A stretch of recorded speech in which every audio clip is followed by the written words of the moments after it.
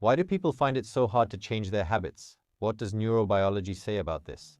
There is a question that humanity has been asking itself very often for many decades. The more we study the brain and its internal organization, the more we ask ourselves this question and reflect on it. How is it that everything is so cleverly formed that we have certain problems we can't understand? For example, we struggle with motivation, work, and knowing what not to do. Why does it all happen this way?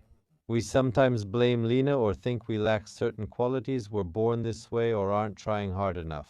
But in reality, the point is that at the center of every attempt to change our lives lies one tricky, cunning, nasty organ that does everything a little differently, regardless of our wishes. Behind this lies a long evolution. And this is the risk of not understanding that energy, uncertainty, and the potential disruption of this fragile balance that we sometimes unfortunately have are perceived by us incorrectly. But in fact, the brain protects us from all of this, and it doesn't do it for no reason. There are very important mechanisms behind it. Our brain is a structure that is incredibly energy-consuming. It uses a disproportionately large amount of resources compared to the body mass and the mass of the gray matter that's inside the black box. And that's why evolution has given us the ability to transfer all repetitive automatic processes into a certain mode in order to free up our consciousness. This decision was already made once. Why waste resources? By the way, there's a wonderful book by Kinman which I read, and it describes exactly that there are two mechanisms: when we don't know something and when we do know something. This has already happened, and when something else happens. For example, when I pick up a glass, I don't think about which fingers to bend, what I need to do, or how I need to move my hand. You get used to this over time, but a new system activates when something is unfamiliar. So, when I hear the word habit, for example, I rarely used to think that there are some physical processes behind this concept, but actually there are. The growth of myelin, for example, around neural fibers, the strengthening of synaptic connections, the formation of stable excitation circuits, all of this is behind it. And without this, it doesn't work. And over time, all of this becomes as natural as possible. Just look at any processes. Playing the violin, how easy and simple it is for different virtuosos and how difficult it is for you when you don't understand how it works. How is that? When practiced, this gradually happens on its own. That's why they say to learn to do everything the right way. Hit the ball, throw a stone, hold a scalpel, or use an instrument. Learning incorrectly makes it harder to relearn than to start fresh. Have you heard that? That's why it's so hard to make a left-handed person right-handed. That's why when someone wants a fresh start, the classic phrase we all love is starting Monday. Or like, from New Year's I want to start something, or as soon as I get back from vacation, I'll start. In reality, you're just looking for a convenient moment when you want to do it. And you get into a conflict and it seems to you that you're fighting your own weakness, but in reality you're starting to fight your own biology, which has spent millions of years learning to protect you from uncertainty. Because to the ancient brain, any new action may threaten survival, while the old, even if wrong or useless, still feels safer. But this might be destroying your health. But it's so predictable to eat sweets, so predictable not to exercise, so predictable to go to bed late, not to follow a routine. That's everything connected with something new. The body always notices these things, even if they're good for you. That's why, when we try to change our behavior, well, many people think we're dealing with abstract psychology, but in reality, these are very specific mechanisms in the prefrontal part of our brain, in the cortex. This is the part of the brain that embodies our ability for strategic thinking, for sequential actions, and for the ability to keep long-term goals in our mind. The second part of the brain that's actively involved is the limbic system, which lives in the present moment. This is happening now and is driven by emotions and immediate benefits without thinking about the future. I need something right away, and that's my responsibility. That's why, according to historical logic, the limbic system's task wasn't to build a career, but rather something more related to relationships, or health, but rather immediate reactions to impulses in the moment.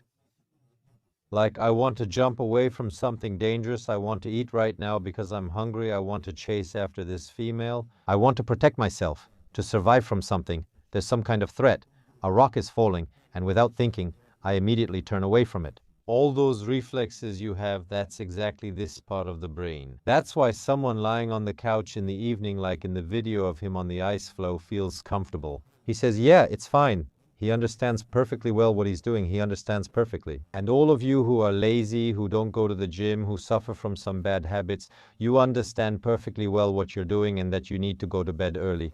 You all understand because in the morning there's an important meeting, or like I have today, filming a day off, a workout, but we keep sitting there scrolling through the feed.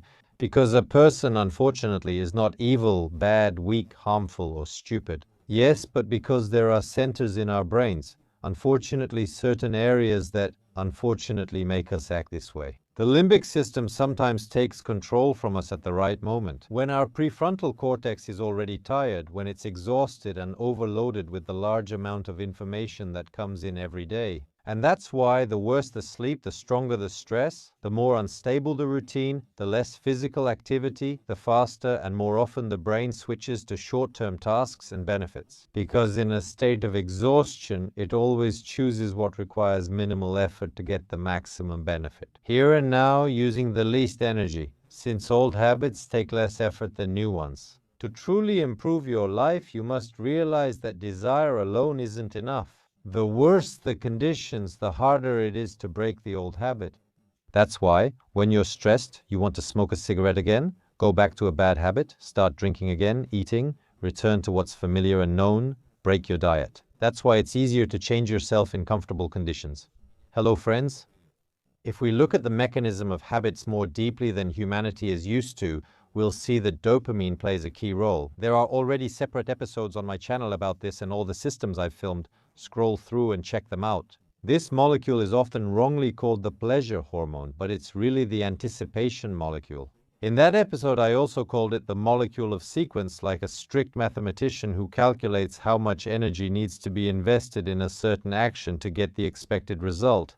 And you know for sure that with this old mechanism, everything is clear and predictable. And when a person repeats a certain behavior pattern over and over again, whether it's, for example, eating in the evening, having something sweet after dinner, or let's say the desire to watch a television series or the desire to watch something funny, reels. Before bed, the brain gets a dopamine spike not after, but before the action.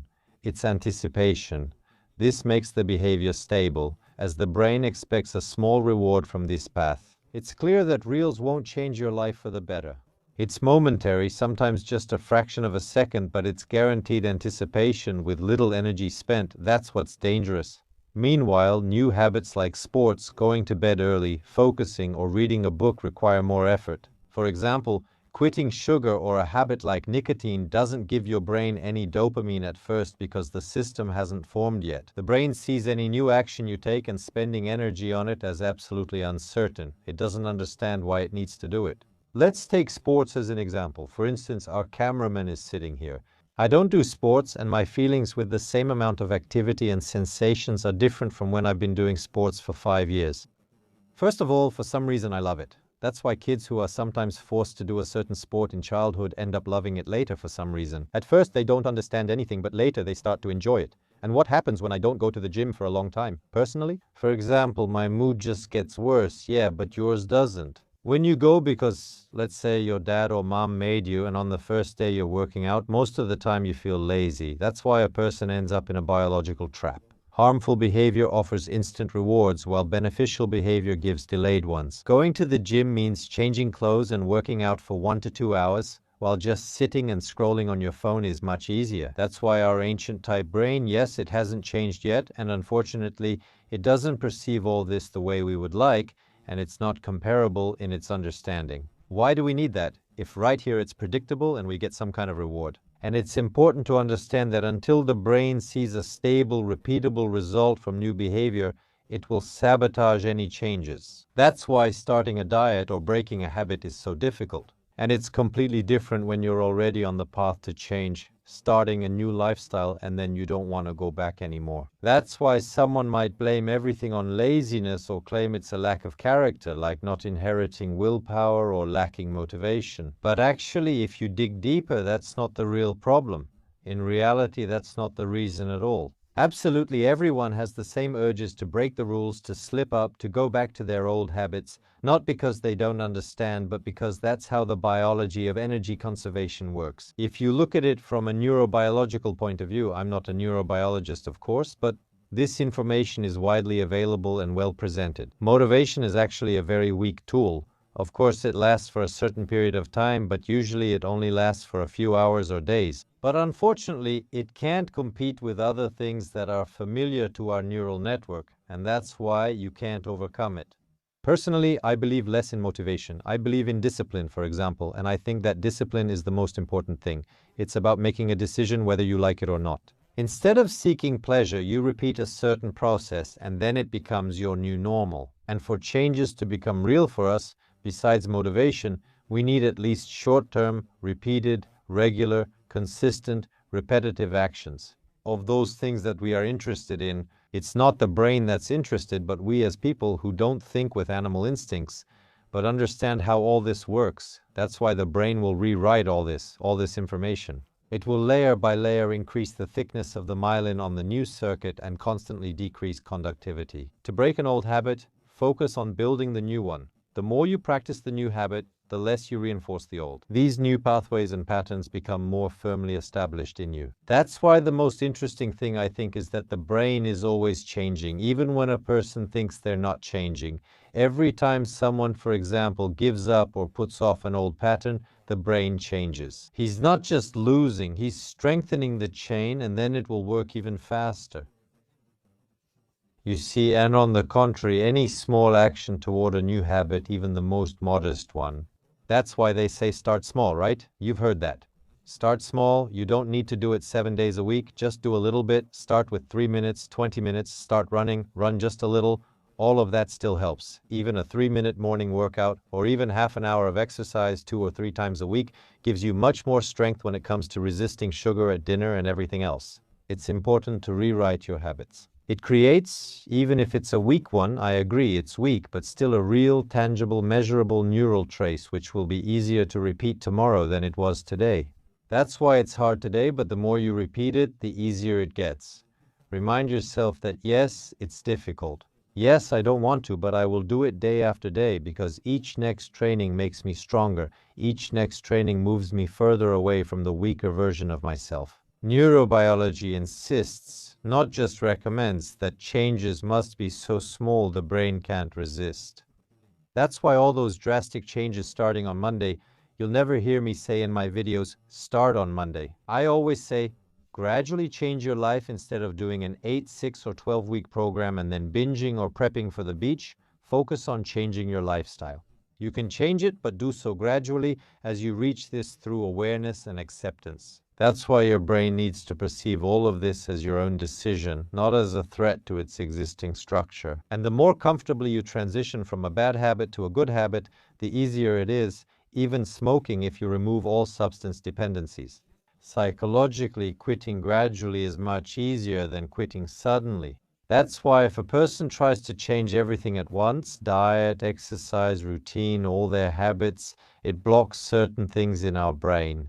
The brain notices all of this, it sees it and says, no, that's my friend, let's go back to the old familiar ways. Because no matter how you feel about it, I perceive all of this as danger, as some kind of chaos. That's why I often recommend that guys start changing their lifestyle gradually. Start with one thing. Keep eating the same, just start exercising. Once you start exercising, restore your routine. Once you start restoring your routine, continue from there. Then add some supplements. But often people buy sneakers, new sportswear, a gym membership, everything at once, and in the end, all of it, including the supplements, just ends up piled in a corner. He keeps repeating the same habits, overeating, drinking, smoking, and it's likely he'll return to them. It doesn't lead anywhere. If you were truly goal-oriented and mindful, you wouldn't be living like this. That's why you should change your lifestyle gradually. So if a person takes up just one action, even if it's small, simple, or easy, but most importantly, regular, the brain gradually, no matter how much it dislikes it, stops seeing it as foreign and starts to adapt. So the word that probably fits best here is reprogramming. And it shouldn't be about forcing your body or testing who can endure more like we usually do. I'm speaking to our cameraman because he always looks at me with disapproval, or so it seems. So you repeat it over and over again so that your body accepts these actions as the new version and adapts to it and believes that this is how it should be.